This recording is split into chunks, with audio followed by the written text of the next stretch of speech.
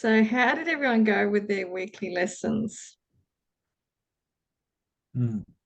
Go, Carly. I don't know why I'm so excited, but no, I do know why. Mine is I am the will of God and see his abundance everywhere. Hmm. And How'd you go? basically, it's just what we're talking about. Yeah. I am the will of God. I see Mm. the abundance everywhere. How did I go? I sort of didn't focus fully on that. I was too busy in my course practicing. But in the practicing, I was the will of God, Awesome. seeing the abundance everywhere. Mm. We have a cool class, don't we, Kelly? We It's do. pretty really cool.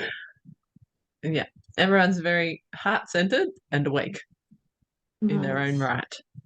That's lovely. Coralie? I did. They are part of you as you are part of God. So, yeah, seeing the oneness with the people. I didn't like spend a lot of time on it.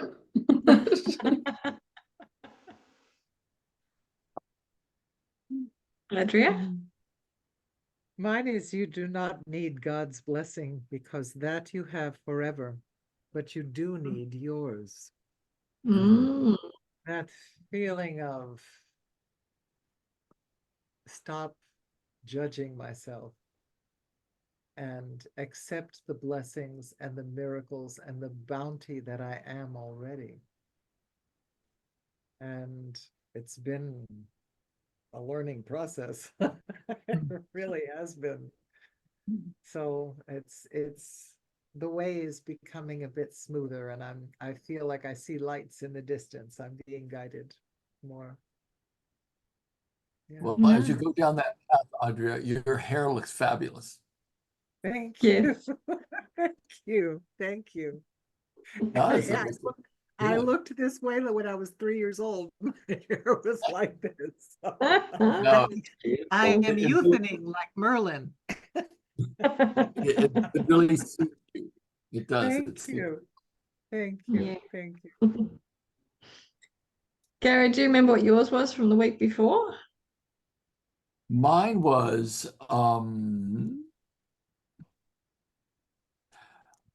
hold on. I have it here, but I'm trying to figure out which.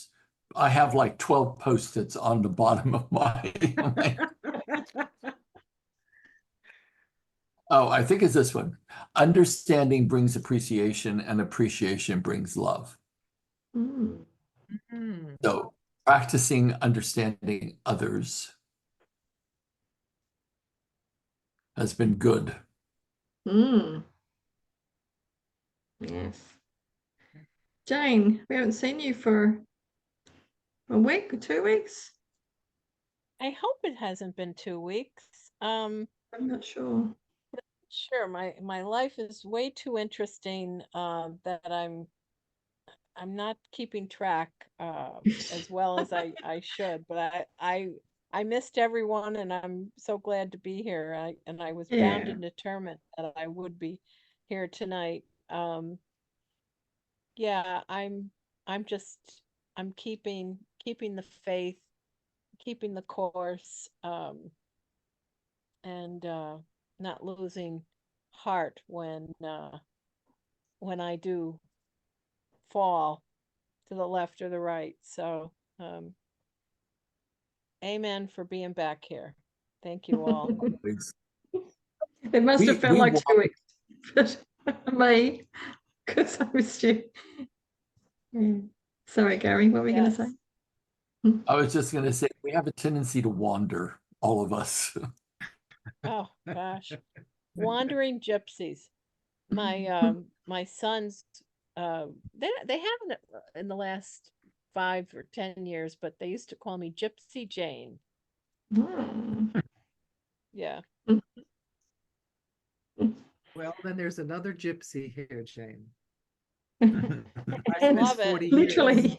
40 years playing There a we go. gypsy. So There we And go. she still takes Yeah. care of me. When I need, Carmen's always there, ready to take care of me. Absolutely. Yeah. Beautiful. Mine was take action to discover your gifts. And I looked at my thing, and usually it's in the back of my mind, but I'm looking at that going, oh, that's new. I don't remember that one at all. Have I done that? I'm not really sure.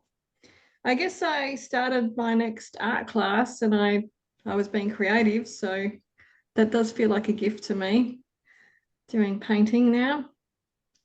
Oh, Um, nice. Yeah, so something different. Are you using acrylics? Yes, yes, we so I'm doing art with this guy called John Gard, who, funnily enough, is my best friend down here, was her high school art teacher, and she didn't realize he was in Bridgetown, which is a town about half an hour away. So he's got his art studio there, and I'm doing, this is my third course with him, and we've been doing drawing and sketching, and now we've actually gone on to painting. So yeah. Beautiful. Awesome. I'm like a gift. I guess it's a gift for me because it's been creative, and it's something completely different to what I do all day. And I take the time out, drive there for a Monday morning. Don't get much work done on Monday, but that's okay. Mm, absolutely. You need it. Get that Yeah, creativity juice flowing. yeah, it does. It does sit a lot better with me doing something like that. Mm. Can we So that was get pretty. to see at some point a held up picture? Okay, Yeah. the next week I'll show you the one I'm working on at the moment. Should be Yay. done by then. Good. All There, right. I've got accountability now. It's going to be done next week. Good deal.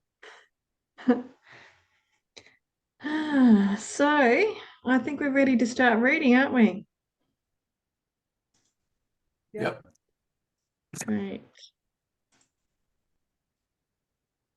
Now, Gary, you'll be proud of us. We actually went through a whole section and now we're on to the unbelievable belief. I'll just move that up a bit, actually. There we go. Can you enlarge any fee, or is this as good as we go? Do you want it bigger? Well, here, I just made it bigger. Never mind. Cool. Are we going to do number one? Yes. You want me to read? Yes, please. We have said that without projection, there can be no anger. But it is also true that without extension, there can be no love. These reflect a fundamental law of the mind, and therefore one that always operates. It is the law by which you create and were created. It is the law that unifies the kingdom and keeps it in the mind of God. To the ego, the law is perceived as a means of getting rid of something it does not want. To the Holy Spirit, it is a fundamental law of sharing by which you give what you value in order to keep it in your mind. To the Holy Spirit, it is the law of extension. To the ego, it is the law of deprivation. It therefore produces abundance or scarcity depending on how you choose to apply it. This choice is up to you. But it is not up to you to decide whether or not you will utilize the law. Every mind must project or extend because that is how it lives. And every mind is life. I love that paragraph. That's a wow paragraph, yeah. Yeah, It is that's pretty outstanding. So it's It's a great literally all start. about projection. And either we're projecting deprivation or we are projecting extension. Huh.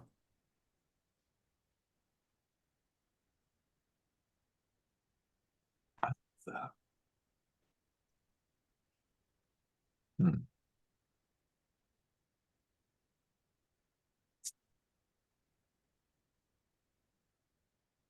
think I found my quote. Already. There might be more. I'm sure there will be, but I like Yeah. this one.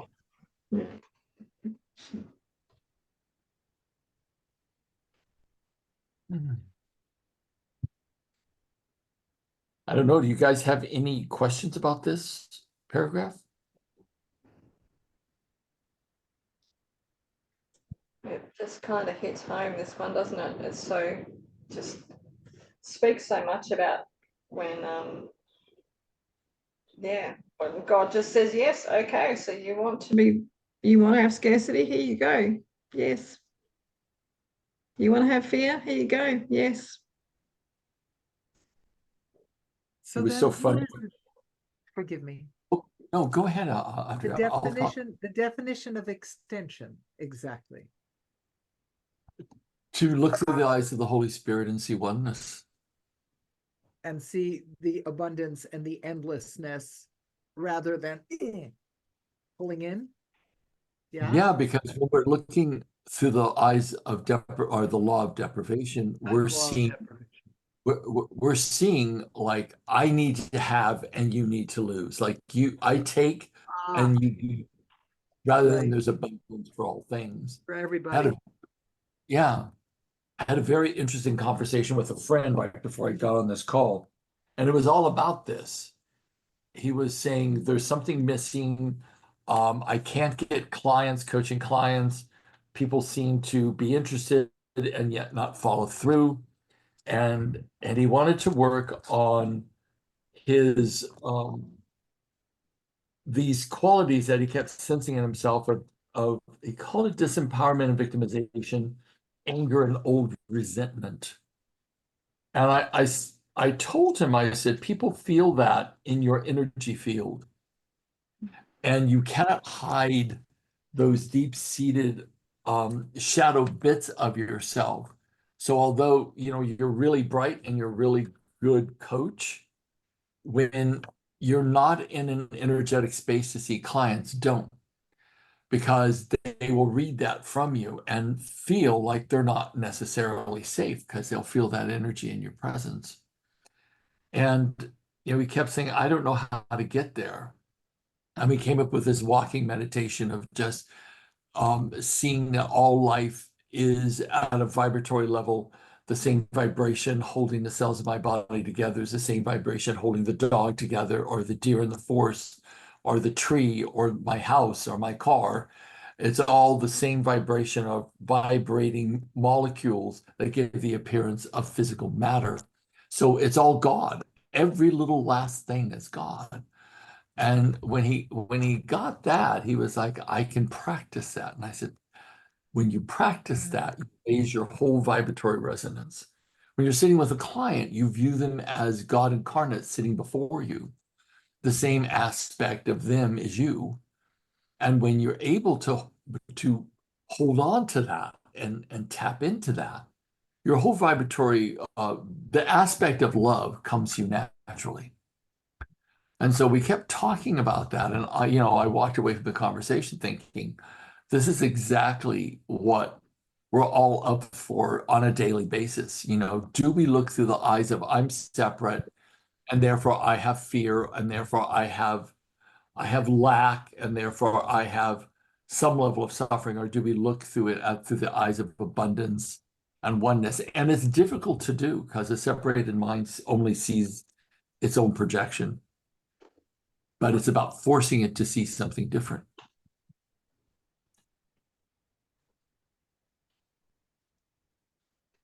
That's so powerful, Gary. I feel like I've gone through a lot of that where I think this is what I'm projecting, but what I'm seeing come back to me is not at all what I thought I was projecting. And it's like, there's the test. Yeah. Yeah. So I'm going to try that exercise too. Thank you.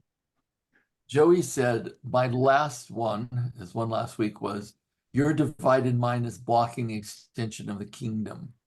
Its extension is your joy. I feel like I have not done well done too well. Mine has been divided in a few ways.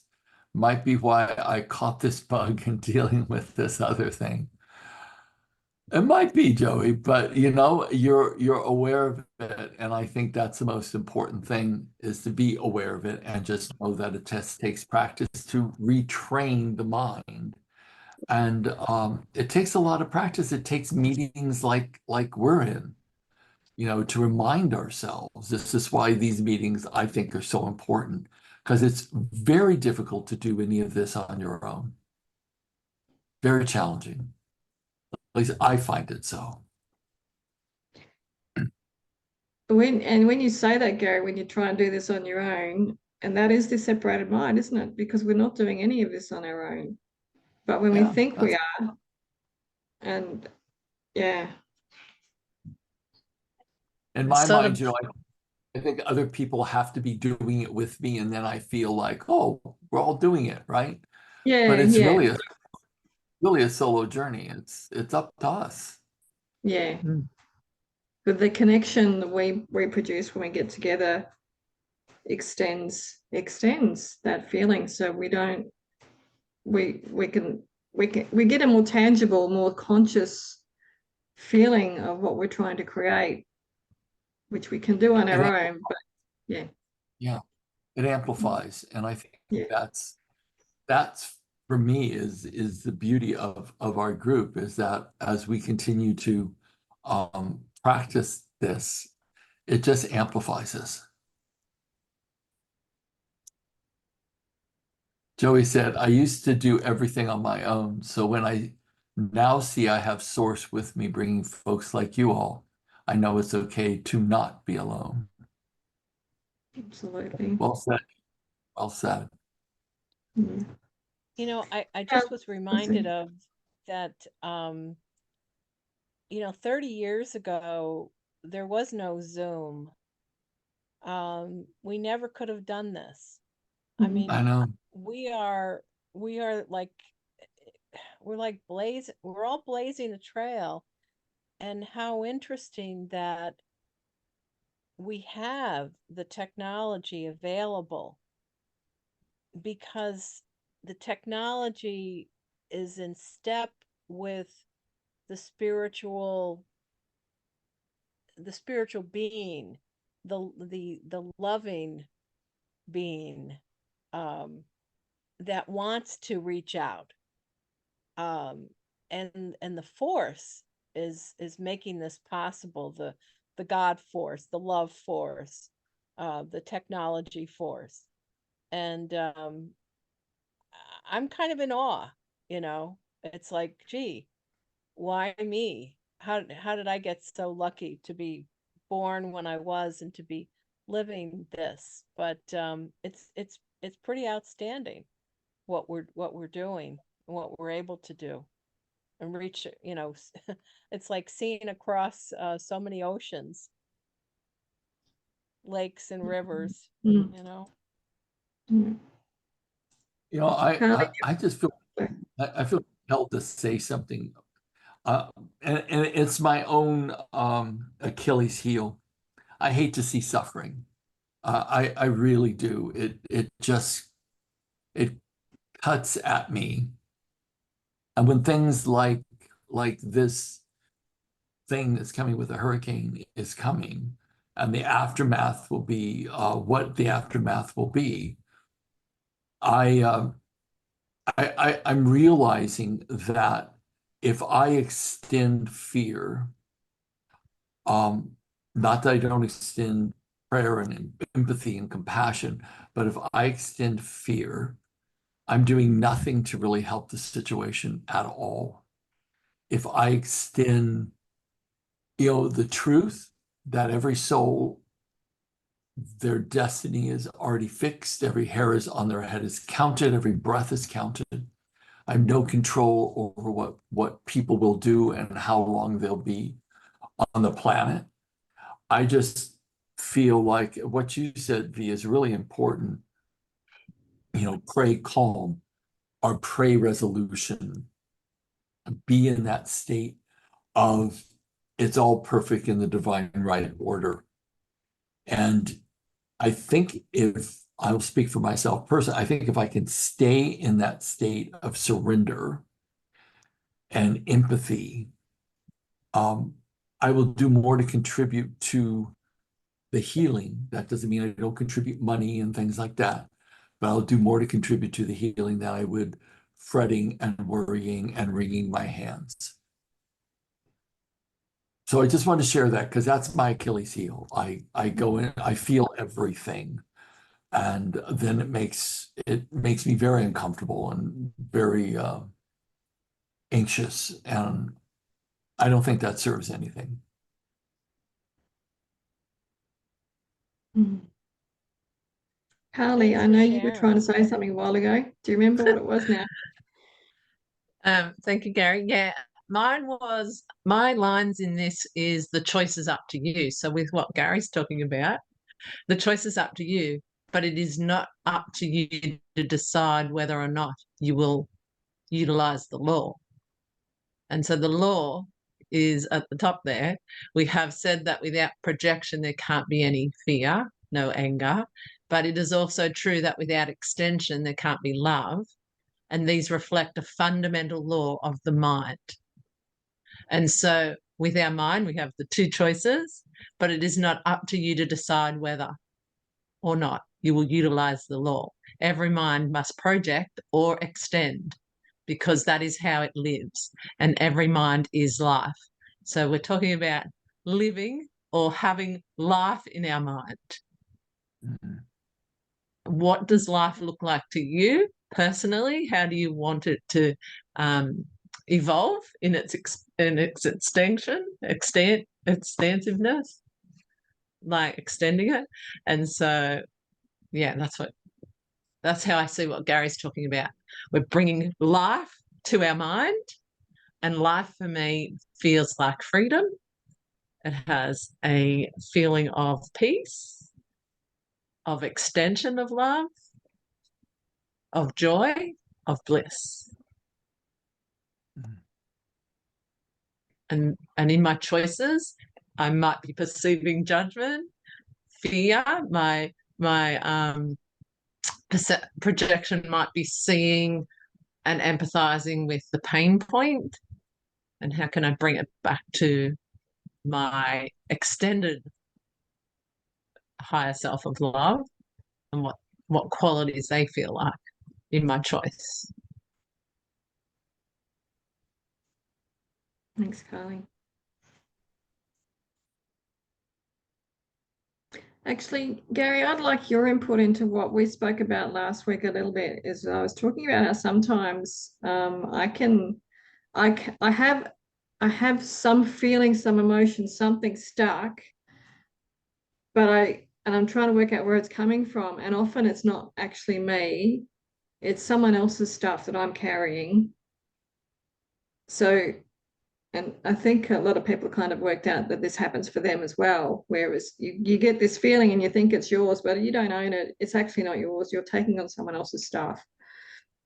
And it's kind of like this is what it feels like we do when we empathize a little bit too much, and it actually gets us to the point where we're not being any help anymore. I have So this how new do we draw saying. ourselves back so we can empathize with them, but know that that's not our space, and we can give them the love and support that they need.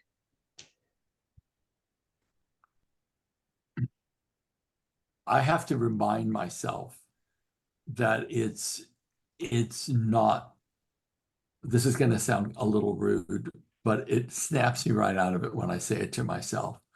I'll say, it's not my circus and it's not my monkeys. And how can I care and help, but it's not mine. And if I tell myself that, that helps. So one of my clients said that to me, not my circus, not my monkeys. And I'm like, I love that. You know, it's funny enough that it kind of works. It kind of snaps me out of that state of being over involved, because some of my clients are very they're in risky situations, with really, really dysfunctional partners, some violent partners. And I have to detach because I don't have control over it. And if I feel too much, it just absorbs my thoughts. Like it could absorb my thoughts all day long. So I have to say, it's circus, not my monkeys. It's not my destiny. I'm here to help and keep perspective. And I can't do that if I'm too overly involved. Yep. Thank you. You're welcome. You didn't expect that to come out of my mouth, did you, V? Thanks for sharing. Yeah. Shall we move on to number 2? Mhm. Anyone else want to read that? Carly? Fidgeting? No? Yeah? Okay. I'll read it. Okay, let me just move our faces so I can see it. The ego use of projection must be fully understood before the inevitable association between projection and anger can finally be undone. The ego always tries to preserve conflict. It is very ingenious in devising ways that seem to diminish conflict because it does not want you to find conflict so intolerable that you will insist on giving it up. The ego, therefore, tries to persuade you that it can free you of conflict, lest you give the ego up and free yourself. Using its own warped version of the laws of God, the ego utilizes the power of the mind only to defeat the mind's real purpose. It projects conflict from your mind to other minds in an attempt to persuade you that you have gotten rid of the problem.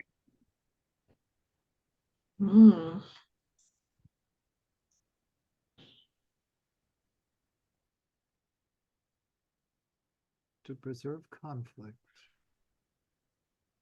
Mhm. That last sentence, it projects conflict from your mind to other minds in an attempt to persuade you that you have gotten rid of the problem.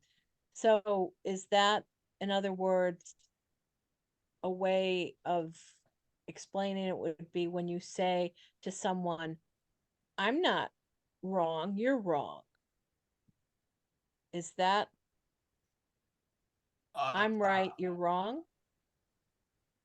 I think it could mean that, Jane, but I also think, have you ever gone to like a coffee shop or something? Well, not so much in America, but remember in Subiaco V at the Dome? I used to live at the Dome in Subiaco, and I would go in there and just listen to people's conversations, and people would be always just chattering away about their problems, thinking that they were moving the problem in some way, but they weren't. They were just reinforcing it and transferring it over into other people's minds to either get validation, empathy, sympathy in some way, or agreement. And so in my mind, from my experience, that's what that would mean to me. It projects conflict from your mind to other minds. So most conversations, if you've ever really sat down and listened to many people speaking, they'll be speaking about what's happened that's wrong, sometimes about what's right, but mostly about what's wrong, or what's happened, or what's, the latest kind of ill news. Has anyone else had that experience, or is it just me and it's in my energy and I'm attracting that? Does anyone else notice that? Absolutely. Yes, I notice it. And you end up agreeing with the person. So they get your agreement with what they're saying that is either negative and potentially trying to be positive. And so basically there's two minds. In my mind, I'm agreeing with them, nodding my head, and basically sealing it in the And deal. in talk therapy, you'll notice that people go, well, I went into my therapist and I talked it out and I feel better. It's not resolved at all. But they think if they dump it, that somehow it resolves it in some way. But all it has was projected conflict to another mind. Anyways, Yeah, that's and how that's a, well, I was just going to say, and often you then sort of think of that person once you've hung up from them or you've gone on about your day. You normally then something will bring that memory of them talking about that back to you, and so it's sort of in your mind, infiltrated, but supporting them energetically to hold it in their mind because you both suddenly, you know. and then you think about them and what they're going through, and then that takes your energy from you. So yeah. And you start empathizing, like Ada was saying before, and then you're suddenly involved in the heart empathy, like this beautiful energy, but it's not serving either of you because it's just compounding it to an expanded state.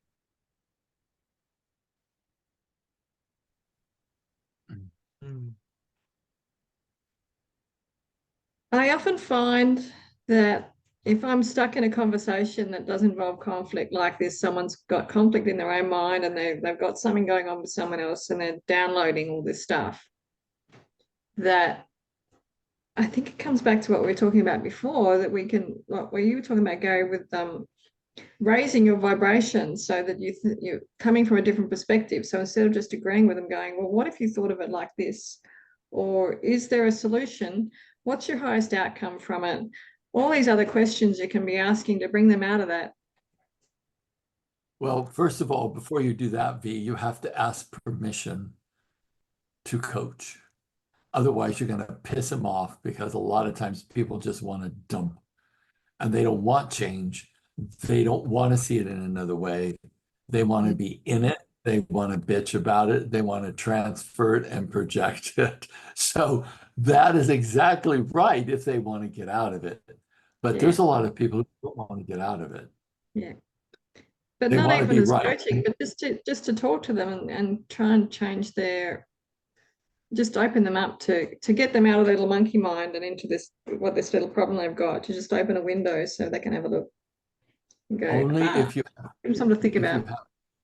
Only if you have permission. They have to want that. Because a lot of times people don't. Have you not gotten in trouble doing that before, V? Oh, before I learned that you shouldn't be trying to, yeah, I was always trying to force things on other people. I wasn't even asking. It was like, this is what you should do. At least now I ask, but I'm not thinking of even coaching them. I'm just in conversation. Just sometimes I can just ask a question and let them think about it. If you've got rapport with them anyway, and if they're actually open to listen. But I guess that's the trick, is to actually work out whether they're ready for that. Well, And the just leave trick is one question.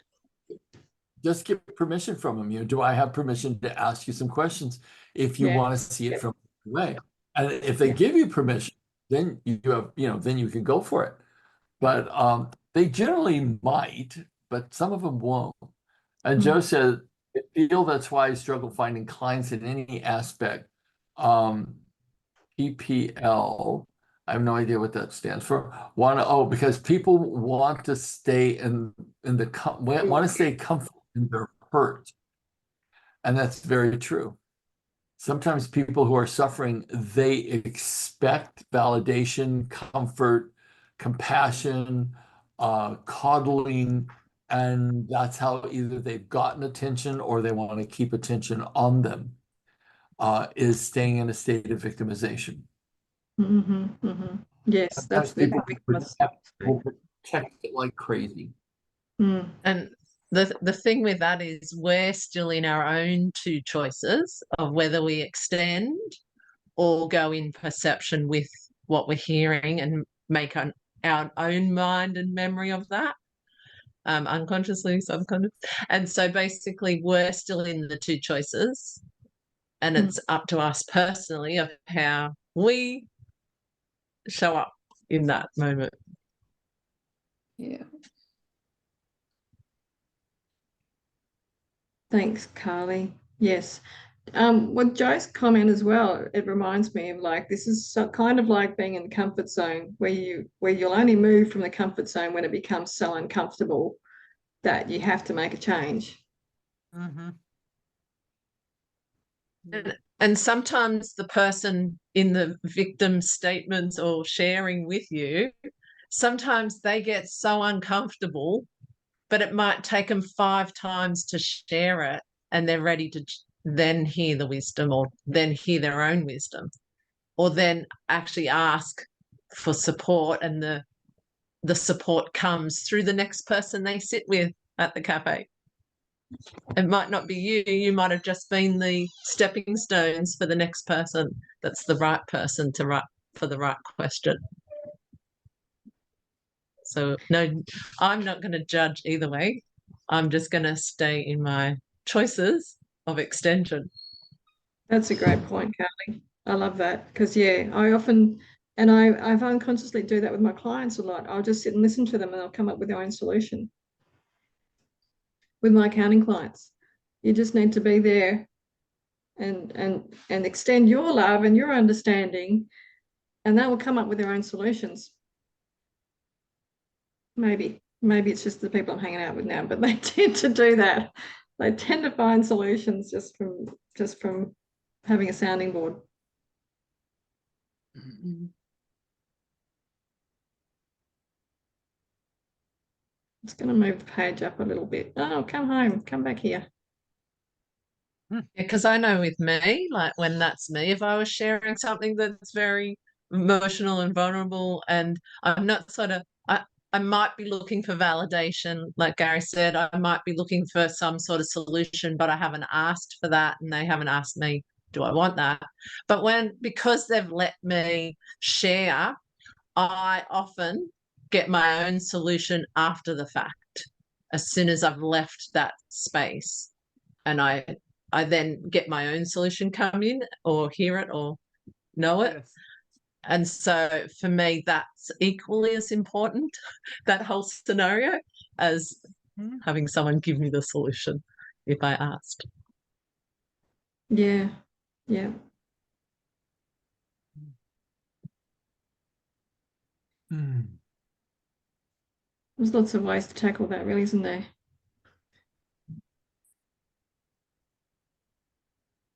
It also, I think, comes back to being able to have, not my circus, not my monkeys. So you can actually take a step back and go and actually maybe even just be grateful, saying thank you for sharing that, and now I understand your perspective, and them feeling validated that they've been heard.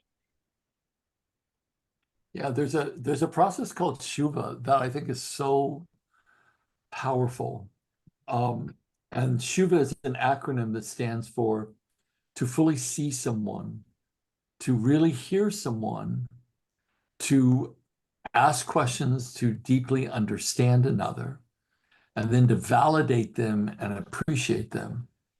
And those are, like, for me anyways, the 5 fundamental human needs in communication is those 5 disciplines: to be seen, to be heard, to be understood, to be validated, and to appreciate it. So when we do that, we can do that even though it's not our circus and not our monkeys. And we don't have to dive in, but we can give them what they need and not dive in. That's beautiful. That's fabulous. Is it so SHUVA, seen, heard? Is it understood, validated, and appreciated? Correct. Okay. That's beautiful, Gary. I love it. Mm. I think you just summed up everything I've been wanting all my life. We've all been Just wanting it. All of us do. All of us are 3 years old with our arms out like this saying, please appreciate me. All of us Yeah. are. Please see No matter me. how wealthy or how Yes. educated or erudite you are. We are all like that. Hmm. Yeah. Joey said, read the first two sentences of number 5 to yourselves. Number 5. You're Yeah. reading ahead, Wait, Joe.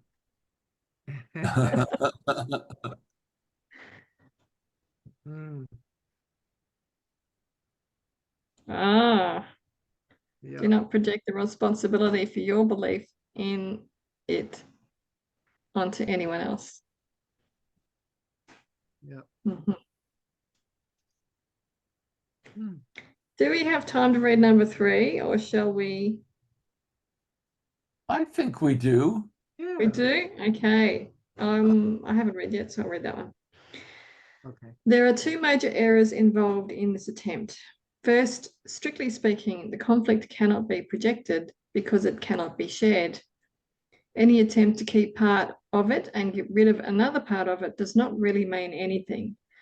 Remember that a conflicted teacher is a poor teacher and a poor learner. His lessons are confused, and their transfer value is limited by his confusion.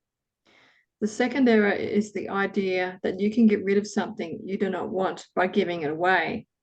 Wow. Giving it is how you keep it. The belief that by seeing it outside you have excluded it from within is complete distortion of the power of extension. That is why those who project are vigilant for their own safety. They are afraid that their projections will return and hurt them. Believing they have blotted their projections from their own minds, they also believe their projections are trying to creep back in, since the projections have not left their minds. They are forced to engage in constant activity in order not to recognize this. This is wow. Wow. That's intense. Isn't it though? Woo. You can't, you're thinking that you could get rid of something you want by giving it away. Giving it is how you keep it. Wow. Mm, that's stunning.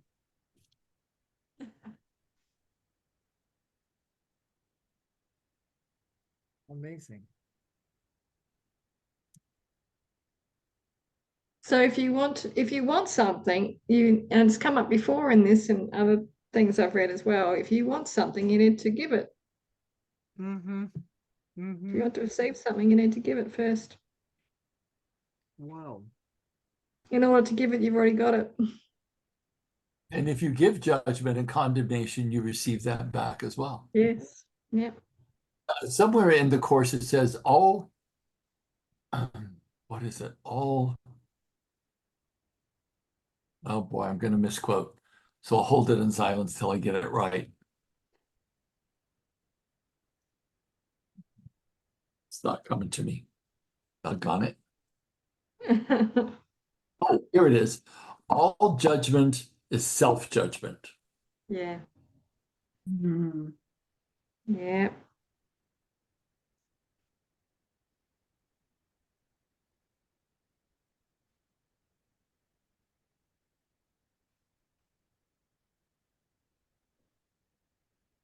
Oh, amen, Joe. You're so right. Seems it's a good reason. I didn't let me see the rest of this. Joe is saying, seems it's a good reason to why I stay busy all the time. Me too. And don't know how just to rest, relax, and enjoy every moment. I'm learning only now to learn how to do that. Wow. I had a reading from this woman who clears your Akashic records. Have I told you guys about that? Yeah. Mm-hmm. We've Yeah. mentioned it. Well, since that reading, one of the things that came out of it was that I really needed to rest and find joy throughout my day because I literally am just. Robert came in here once and said, Gary, I'd blow my brains out if I had to listen to people's problems all day like you listen to people's problems. I don't know how you do that. I was like, we need to go out for a walk and scream in the woods for a while because I need to move the energy. which is kind of what we do. But the bottom line is to find joy in small things throughout your day, I think is super, super important, especially when you're seeing clients, because I don't listen to clients' story. I listen for the strategy behind how they have that story organized in their head. So it's different. I'm not entering the drama of it. But I think it's really, really important that no matter what we're doing, no matter how busy we are, we're looking for moments where we can deeply, profoundly appreciate it and spend time focusing on appreciation and focusing on those just minor moments of oneness that we can capture throughout our day until they become major moments. I think it's a habit we all have to form. Certainly one I do.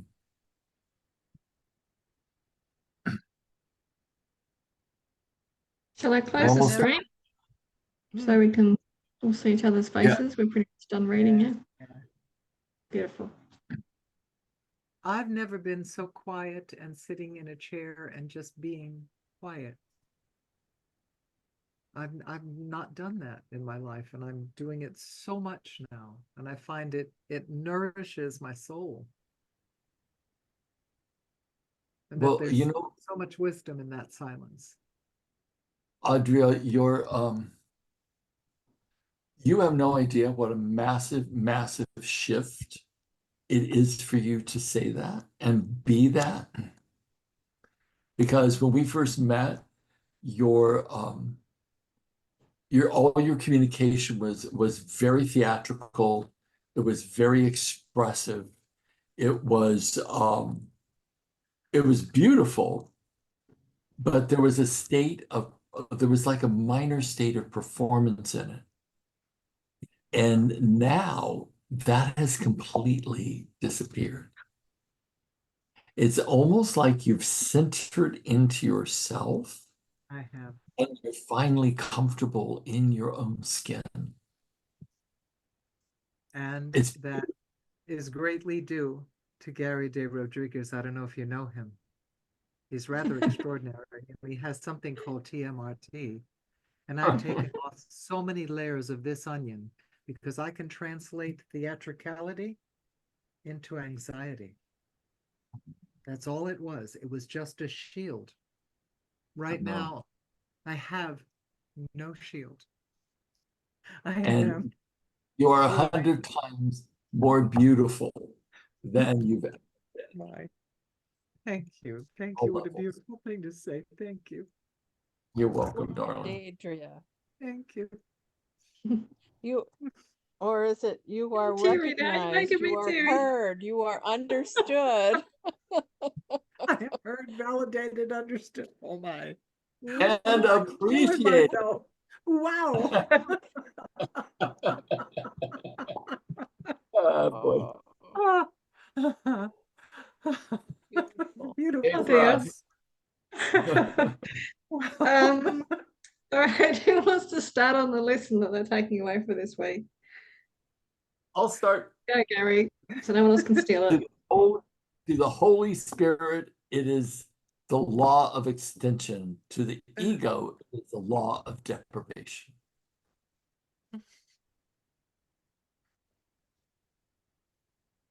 Carly? Mine is every mind must extend in the eye of oneness. Beautiful. Beautiful. Mine is the second error is the idea that you can get rid of something you do not want by giving it away. Giving it is how you keep it. Yep. Mm, love it. I think Joe's written his down. Using its own warped version of the laws of God, the ego utilizes the power of the mind only to defeat the mind's real purpose. Yes. That's so true. Yes, yes, yes. Mm. Wow. Carly, have you got yours? I haven't picked one, but it is Adria's birthday on Thursday. Yay, Oh. happy birthday.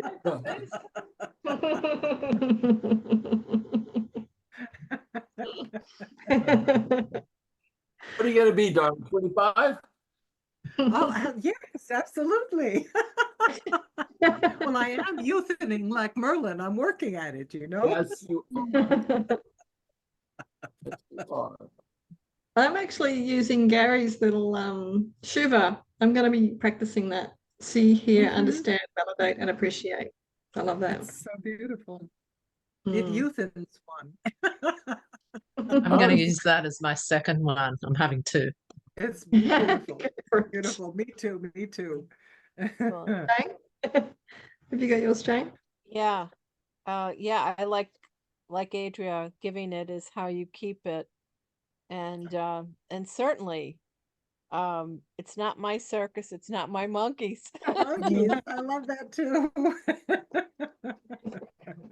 Joey, are you gonna have this? Are you born on the same day Audra is?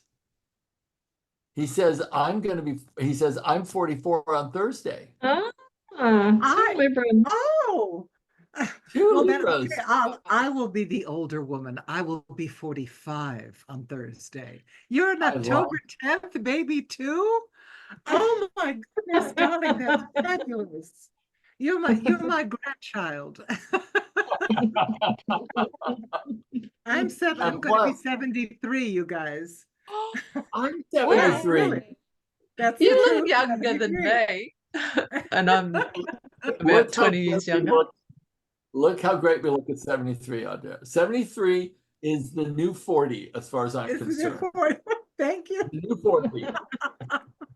Stop laughing so hard, Carly. I have this theory at the moment that I'm 52 and that I'm like a 2-year-old in the second half of my life, which Oh, makes you yes. so you're an Absolutely. adult, you know. Yeah. And so now, Coralie, we get a chance to say no because we're 2 years old. Tap your foot. That's it. Temper tantrums are allowed.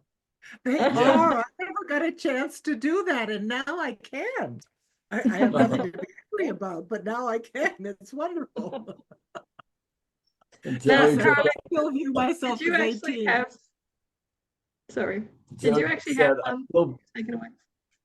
Oh, yeah.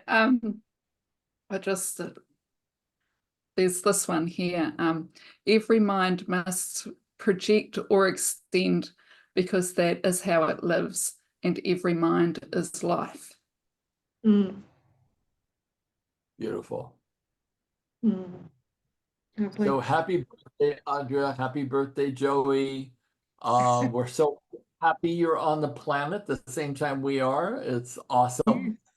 Mm, And you guys be really kind to each other on your birthdays. Do something awesome. mhm. Yeah. I'll be teaching. I'll be teaching my students. That's pretty awesome. In 44 years, I am finally choosing to actually celebrate my birthday. Yay, Yay. Joe. Wonderful.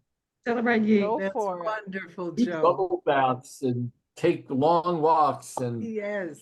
play with Yes. puppies. And Yeah. sing at the top of your lungs. do my best. Yeah. What specifically, Joe, have you decided to do for yourself on your birthday? Anything specific, or you're just leaving it open? Really, I don't know how to celebrate one's birthday. So it will be whatever comes to me in the moment. I do have a busy day of being my son's learning coach and doing IEP stuff with the school and some after school activities, but I really don't know what I'm gonna do. It just came to me the other day that I am a reason to celebrate my life. And Yes, you are. that's never happened before. Oh, No, but Yay. Oh, We're it's beautiful. celebrating you right now. yeah. Yes, you are. Grateful. Grateful It's that you're here. Yep. time to be joyful for who you are, Joe, because you're a really amazing man. What an incredible dad you are as well. I was never courageous enough to Yes. be a father, and you're very courageous to be a dad and take partnership like you have. Thank you. I Happy appreciate it. Rest your- birthday, beautiful your voice. Joe. Happy birthday to you. Happy Happy birthday, birthday, darling Joe. and Adria. And we love you so. Mwah. Happy birthday. Happy birthday, Joe and Happy Adra. birthday. Thanks, Happy everybody. birthday, Adrian. Thank you. Thank you. Okay. Good All right, night, gang. go. Bye, beautiful everybody. See you ones. next week. Thanks, everybody. Bye. See you next Bye. week.